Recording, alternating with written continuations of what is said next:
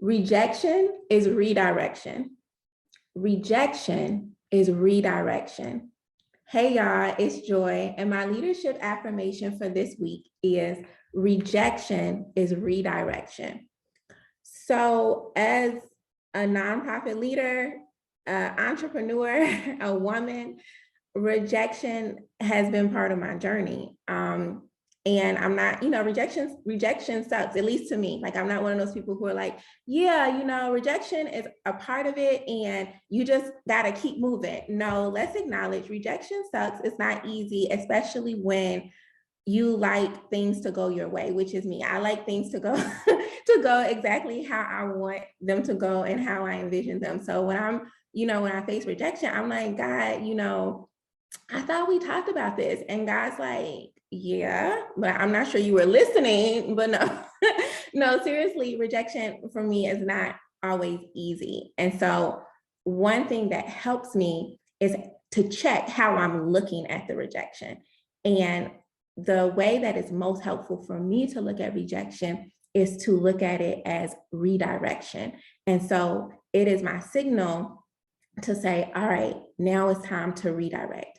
Now let's go back in my prayer closet. Let's meditate. Let's figure out what needs to be redirected. Is it my attention, my focus, the way my approach, and so I really see it now, rejection, not as an insult to my character or my ability, but more so as a message to redirect and get centered. And I think the other thing that is important for me is to remind myself that rejection doesn't mean that I did something wrong.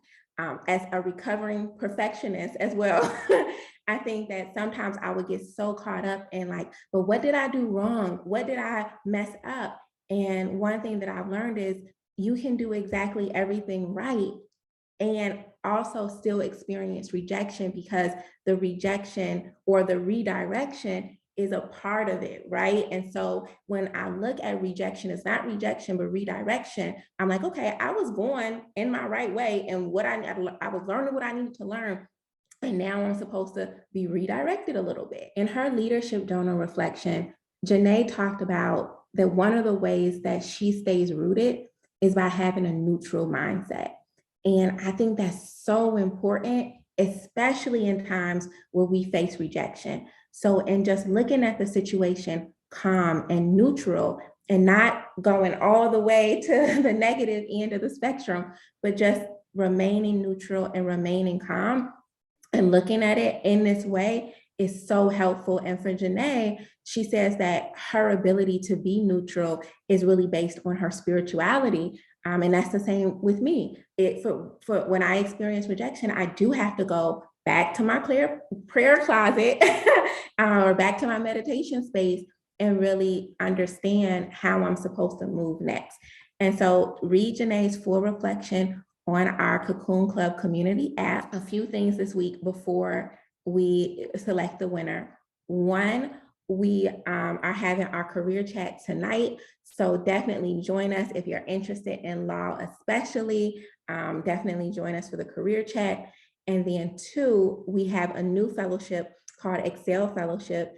I'm really excited. We are partnering with a lot of wonderful organizations and people for this fellowship. This fellowship is for young women ages 18 to 23. We are going to be working together to help create a community action project that's focused on protecting and serving girls. And so if you are a young woman in the Northern New Jersey area, go online, go to the website, read a little bit about it and apply. So, all right, y'all, I think those are all my announcements. I don't want to talk your ear off. So let me select the winner for this week. So as a reminder, you can enter our weekly writing challenge by responding to this month's writing prompt and posting it on our community app, Mobilize. And each week we are going to pick a new winner. All right, and I'm gonna spin in 5, 4, 3, 2, 1.